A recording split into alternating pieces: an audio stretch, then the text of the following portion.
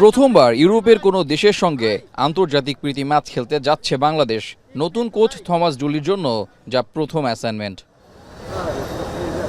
যে লক্ষ্যে বরাবরের মতো পরিবার ছেড়ে ঢাকার ক্যাম্পে ছিলেন ফুটবলাররা, থমাস ডুলির নতুন কৌশলের সঙ্গে খাপ খাইয়ে নিতে ঈদের আগে ও পরে চলেছে কঠোর অনুশীলন।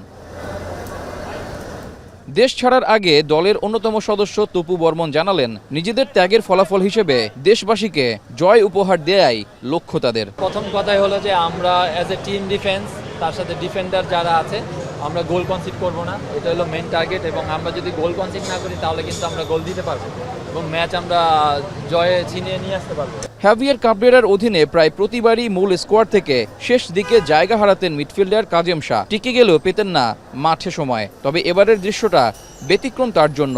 ডুলির অধীনে বেশ আত্মবিশ্বাসী কাজেম সুযোগ পেলে সান মেরিনো ম্যাচে নিজেকে মেলে ধরার প্রত্যয় তার কণ্ঠে। এখন গেমটা আমি তো জানবো না, এটা কোচের ডিসিশনই, but I think I've had a good season so far. আপন ইচ্ছাতে ক্যাম্পেও ভালো করতেছি, so I think I am in good form. So ওই চান্স আসলে I want to show something good.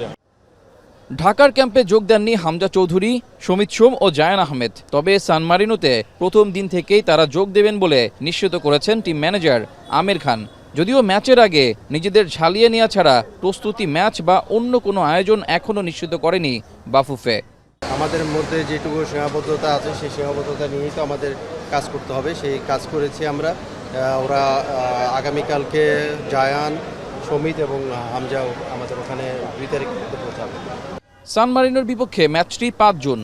ইউরোপের অ্যাসাইনমেন্ট শেষ করে 6 জুন দেশে ফিরবেন জামাল ভুঁইয়ারা। রেজাউল করিম, এখন, ঢাকা।